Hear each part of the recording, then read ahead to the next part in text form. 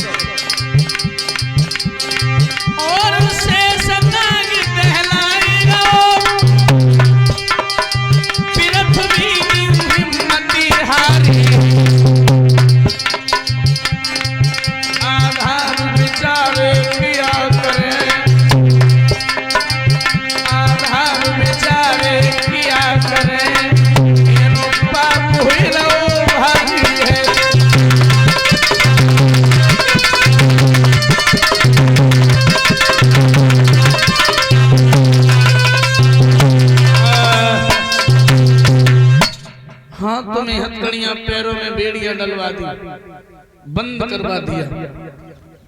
कैदी लोग पूछने लगे भाई हाथों की मेहंदी नहीं छूट पाई, जेल में कैसे आ गई? बोली मेरी किस्मत फूट गई।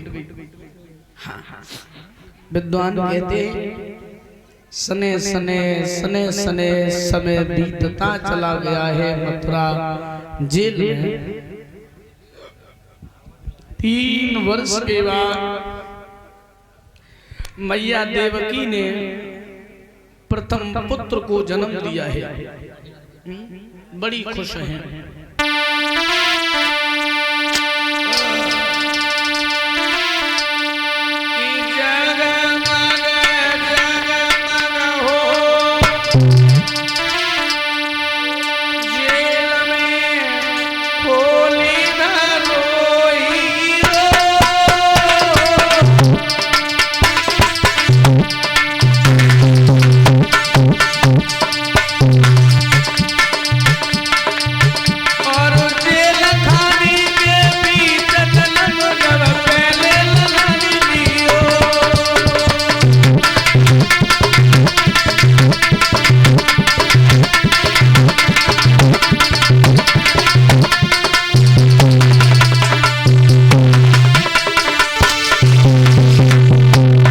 बच्चे ने जन्म लिया तो माँ बड़ी खुश है।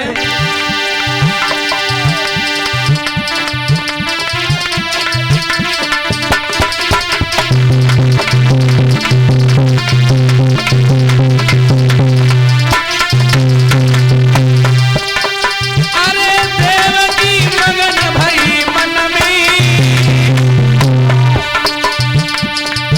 आई गई कंस की याद।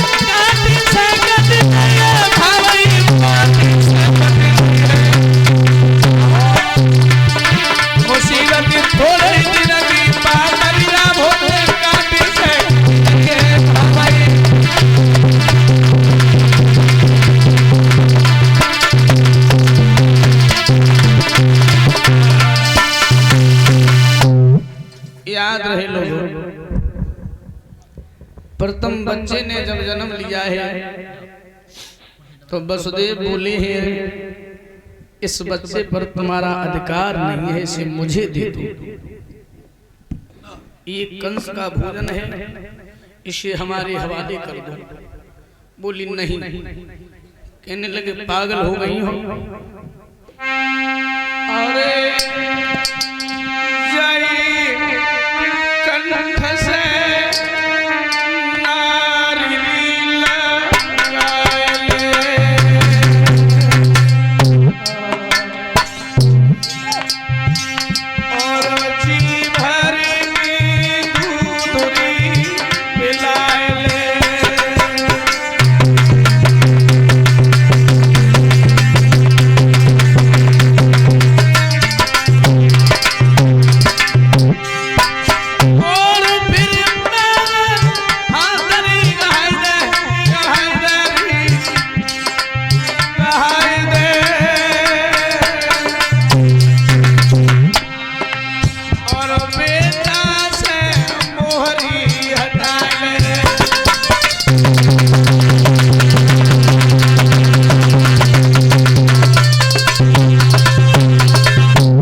वसुदेव जी कहने लगे इस पर अधिकार नहीं है तुम्हारा, ये कंस का भोजन है।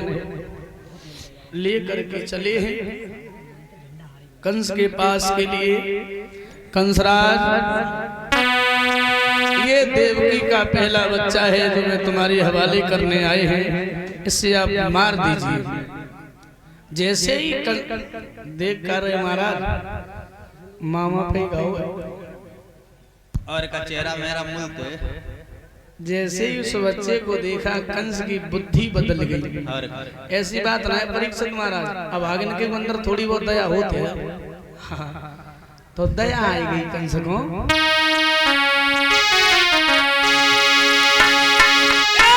देखी लला की सकली और फिर गई अकली दया कछु आई।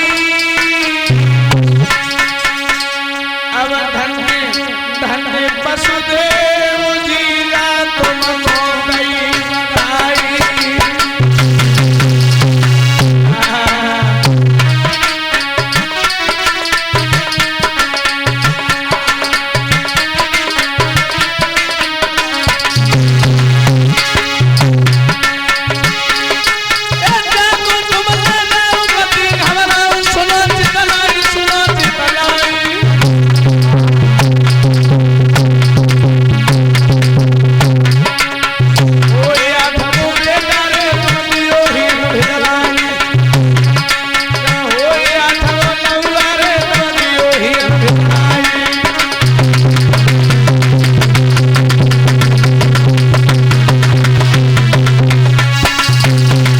ले जाओ। अरे मेरा काल तो 8वां है, इस बच्चे ने हमारा क्या बिगाड़ा। ले जाओ ले जाओ ले जाओ ले जाओ। 8वां लड़का हो तो चुरंगियां ले आना, ठीक है। जाओ। लौटे आई देवकी बड़ी खुश हुई, भैया ने मारो ना। दुआएं देने लगी, ओ भैया तुम हजारों साल जिंदा रहो, मेरी उम्र भी तुम्हें लग जाए। हाँ, जीजा सारे की कबू बनी ना भैया। हाँ, जीजा सारे में 36 को आंकड़ा हो तो और का सारे में ज्यादा हो तो। हाँ, याद रहे हैं सारे कमेंट कि हर जगह घूम कर देख लिया, हर युग में यही घोटाला है ना कम दम जीजाओं के सालों ने गजब कर डाला है।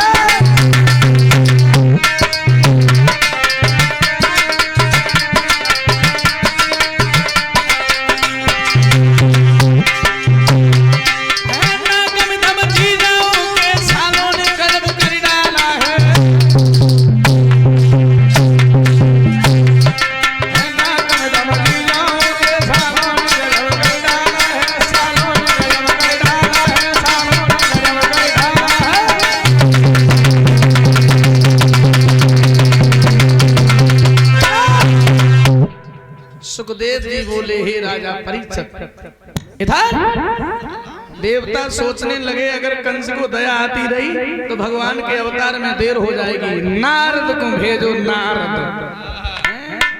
एक ही गीत है उनका तो चले डोकर बीड़ा बजा तो है।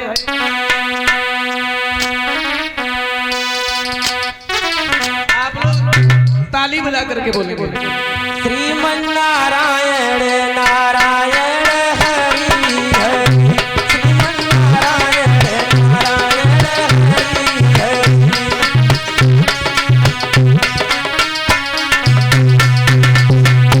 अरे हरि हरि बोलो हरि हरि, भजमन नारायण श्रीमन नारायण नारायण हरि हरि।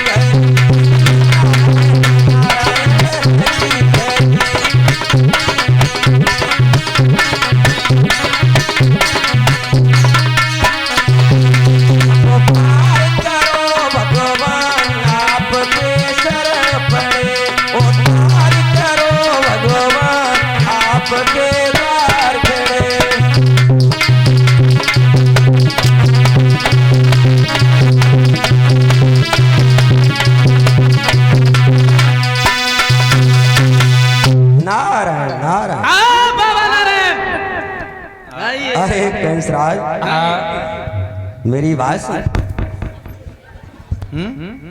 वाह, पहले जब हम आते थे तब कुर्सी अच्छी थी, अब तो बहुत ही हाँ पहले आते थे तब कुर्सी ठीक ठौर पड़ी थी। फूल खिलते थे, ये मानो तुम्हारे चेहरे से। हटा दो बाबा। लेकिन आज तो तुम्हारा चेहरा कुमलाया सा मालूम पड़ता है। मेरी बात सुनो। बोलो। ओ कंसराज दिन दिन तेरी क्यों दशा बिगड़ती जाती है, दिन ही बसंत के खिलने के परिकली सिकुड़ती।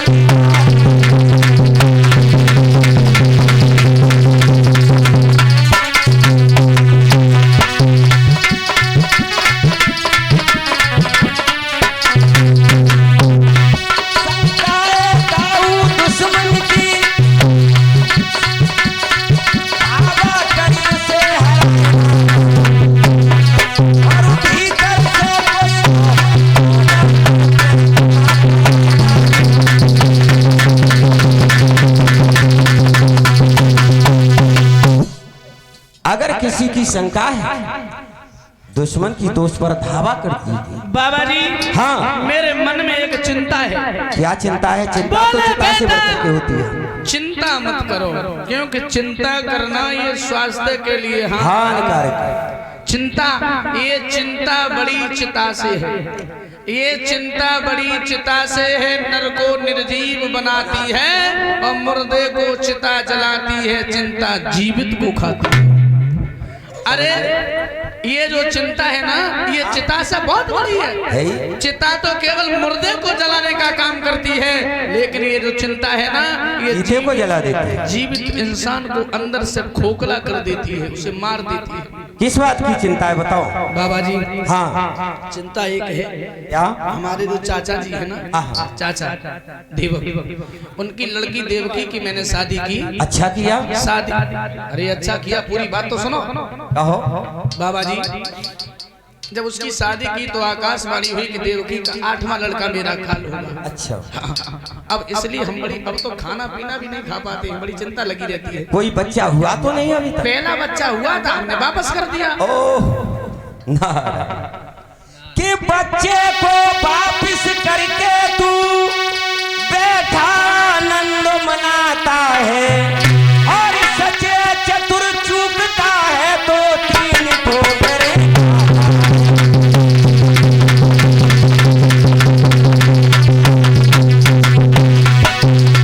ये कमल का पुष्प हाथ मेरे पंखुड़ियां तुम्हें गिनाता हूं, इनमें से तेरी